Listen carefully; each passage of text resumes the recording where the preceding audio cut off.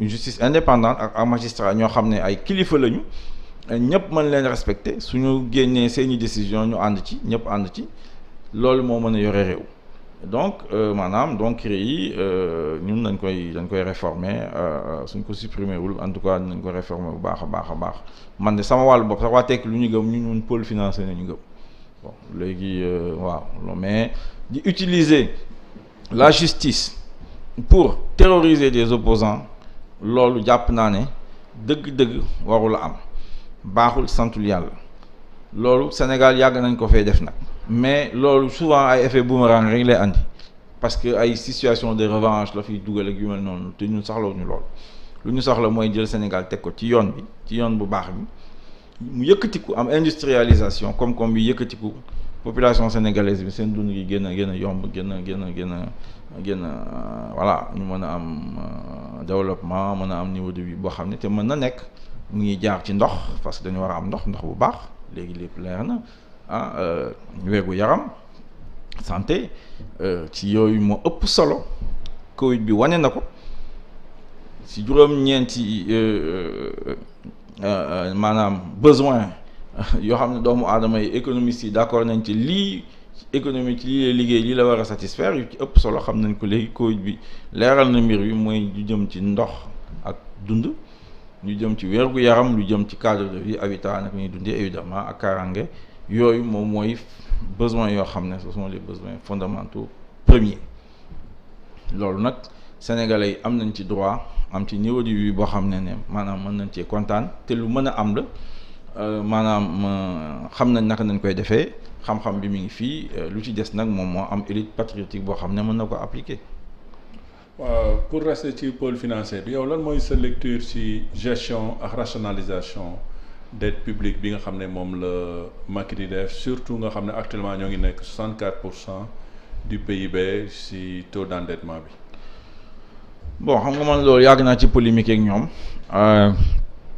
man ànduma ci nuñ koy dama xam nga dañu yokk base bi Sénégal 2015 ñoom Amadou Ba ñoo ko liggéey ne dañu yeewu suba ni léegi Sénégal en réalité on a 3000 milliards de plus de richesse parce que yow su nekkee yow yaa ngi sa kër fayuloo loyer ñu jàpp ne loyer bi c'est 200 000 francs par mois doon considérer que ce revenu supplémentaire c'est 200 000 francs par mois par exemple bon am na yenn yoo xam ne évidemment mën nañ ne c'est normal soo gisee ay les téléfilms qui passent ak yooyu dañ leen war na mën a comptabiliser ci PIB bi parce que ay revenus la ay généré ak yooyu donc ajustement yooyu waroon na mën a am mais gaw ma ne waroon na mën dem ma nekk 3000 milliards donc loolu moo tax effectivement suñu calculer stock de la dette ci PIB boo xam ne dafa yokk 3000 milliards day wàññeeku pour mën a luy wax justifier les 70% yi bokk naa ci ñu ko calculer ma jeune économiste waaw toog ak samay kayit ni yan indicateurs yan chiffres naka la ñu war a def man xam naa naka lañ def ba trouver 70% ak yu mag noonu dama ne di nga loolu amatul benn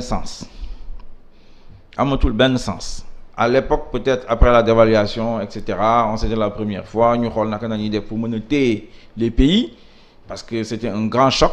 naka nañu mën a téye les pays garder intégration yi moo tax ñu waroon trouver ay critères yoo xam ne mën nañ ci sukkandiku pour mën a am ay politiques communes des politiques régionales entre les pays de l'UEMOA mais fu ñu toll nii di wax nit yi ne yow yaa ngi 64% amul benn sens xam nga lu am sens yow état ak si sa recette budgétaire yooyu am ñaata nga mën a fay normalement te du la gaañ fa nga ko mën a calculer loolu fa nga mën a yow xam ndax yow ta dette là elle est soutenable ou pas ak yooyu mais ñoom liggéeyuñu ci loolu lu ñuy liggéey mooy 64% affiché ko en réalité derrière mu am les cabinets internationaux là de notation ñu mën leen noter d'une certaine façon ñu dem lebi ji xaalis parce que ñu ngi ci logique boobu leb pour fay bor mais en réalité même leb bi sax maanaam objectif bi moo leerul leb pour def terre quelle est la rentabilité économique terre quelle est la rentabilité sociale soo leen ko laajee mënuñ la tontu parce que loolu moom laa lay wax le problème mooy il faut que nga xam yan mooy sa objectif su ñu wax Macky Sall dafa am vision man daf may def souvent dama koy ne mënul am vision su ko amoon mu bind ko ñu gis ko ndax dama xamul fu mu koy jëlee moom amul culture boobu voyagé wul wóorul àddina deful ni man bu ma ci tolloo man maa doon fayal sama bopp dem visiter ji Corée du Sud xool naka nañuy liggéeyee Taïwan Malaisie def naa loolu kenn yónni wu ma fa man maa demal xool naka nañuy def pour mën a développer moom mosu koo def yeneen nañu doon toppatoo ñoom alors donc ku mel noonu amul vision te amul fi benn conflit générationnel boo xam ne maanaam ay guerre yu métti yoo xam ne dugg nañ ci biir ñun suñu génération boo xam ne nit ki sax mën nga ne mën na cee génn am benn vision boo xam ne par ak expérience yu mu mën a am donc ku fi taxaw ne da nga am vision da ngay wax loo neex par contre lu mën a am te ñun liggéey woon nañ ci assise nationale maanaam ñu boole suñu xam-xam ak suñu xel ñii ñëpp ñu bëgg Sénégal en tout cas ñu koy woote ñu dajaloo assise nationale génnee ne effectivement jot na ñu jublu ci industrialisation donc débat bi loolu la war a dem naka nañuy industrialiser Sénégal yan filière la su boobaa ci filière yooyu léegi yan moyens nañu war a mobiliser endettement bi à quoi ça sert pour sinon que jàppale filière yooyu sinon tu tournes en rond donc ci loolu la ñu nekk eh bien léegi gis nga situation bi c'est devenu catastrophique avec la Covid xamuñu fu ñu jëm Macky Sall yow suba ne dafa bëgg a convaincre tubaab yi ne ñoom nañu annuler detam ma ne ko da ngay caaxaan xamuloon àdduna bi nu muy doxee ñu ko def mukk au contraire à la limite lu ñu waroon def mooy proposition bu leen wax ne leen nañu xool naka na ni auditer la dette africaine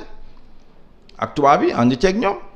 suñ ko auditer dinañ xam la partie de la dette boo xam ne ça n'a pas servi à l'Afrique dafa dellu foofu ci seen compte bancaire yi loolu duñ ko fay léegi lu ci des ñu xool naka nañ koy lijjanteeg ñoom ma ne ko loolu c'est plus raisonnable mais taxaw fi fëgg sa dënn ne yow parce que Macky Sall la tudd Torodo laa xaw ma laam Toro la et cetera eh bien dégg nga maam tubaab yi duñ la faale te loolu moo am nee nañ ko nag may nañ le moratoire 6 mois maanaam loo waroon fay entre juin ak décembre doo ko fay mais c'est reporté entre décembre 2021 et juin 2021 situation bi fa la nekk donc endettement bi c'est extrêmement grave ensuite luñ dul wax sénégalais yi yàgg naa di ci kaas di ci pas kaas sax parce que kaas yow xale la di ci di ko wane ne leen lu ëpp solo mooy arriéré intérieur maanaam bëgguñu dégg tur boobu léegi ay obligations impayées xam nga nañu xarañ de tout ce qui est trouver des ay situations pour mën a communiquer génn ci maanaam lu ñu war a yore lu ñu yoreel PME yi fii ci Sénégal PMI industrie yu ndaw yeeg yooyu ak yu mel noonu ak même le BTP ak pétrolier yi loolu moo bare loolu moo ëpp doole léegi ñun suñu xool suñu macroéconomie lu ñu war a xool ndax effectivement état bi mi ngi fay bor yooyu parce que état bi moo lay liggéey loo def engagement service fayuñu la te mënuloo ci dara ngay daw ci ginnaaw trésor bi suba ngoon et cetera mais loolu moo yore koom-koom bi en tout cas à court terme temps yële bu ñu ko calculer waat ak sama équipe yi on est à peu près au moins à plus de 1500 milliards yoo xam ne war na dugal fii ci économie fay pétrolier yi for BTP yi waxuma sax hôpitaux yi ak ñeneen loolu mooy bor bi loolu mooy bor boo xam ne soo ko fi dugaloon léegi di nga gis économie bi commencé di souffler gars yi di dugg di génn et cetera ñu mën a lijjanti ay yenn affaire donc voilà loolu laa bëggoon wax ci dette bi en somme endettement soo endetté wu da nga war a am objectif te objectif bi benn rek la mën a doon tey mooy industrialisation ku fi wax leneen da ngay wax lu neex teguloo ko ci xam-xam wala tubaab bi ñoo la waxloo nga di ko wax wala da ngay yeewu suba di wax sa xalaat moo wax sa xalaat c'est très bien mais wax sa xam-xam moo ko gën. waaw léegi ci partie boobu gis nañ ne tamit ci sa réponse première partie bi nee nga les statistiques yi nga xam ne moom la ñuy basé wu pour créer PIB bi statistiques yi ne sont pas fiables ni crédibles dañ ko falsifier pour def benn embellie. waaw 3000 milliards waaw dañ ko ci yokk en 2015 kooku c'est ñoom sax wax nañ ko kooku c'est dans les papiers c'est sûr loolu lañ def moom moo tax suñu bàyyi su 3000 milliards yooyu newuloon 64% yooyu wax loolu mën nga ko regarder rapidement ça doit être vers 75% 80 même. ah parce que voilà donc voilà loolu la 33 000 milliards lañ ko ci yokk loolu moom mi ngi ci PIB Sénégal bi te fu ñu ko jëlee mooy yu ma lay wax ñu mel noonu. am na peut-être partie boo xam ne c'est justifié lu ma lay wax noonu les téléfilms ak yéen là les internautes là les activités que vous menez bon on n'avait pas intégré ça avant dans le calcul du PIB mais góob ne loolu mat na 3 000 milliards de toute façon la preuve maanaam loolu yëpp doo ko gis ci fiscalité bi. Donc base bi day yokku mais à ce moment là soo xoolee yow la nga am recette fiscale ci PIB bi day wàññeeku day wàññeeku di nga dem ba 15% alors que Sénégal c'était toujours autour de 20% ci seen chiffres yu ñu doon wax loolu mooy moom mooy évidemment conséquences yi de cette modification mais loolu moo fi am Sénégal. mais gis nañ ne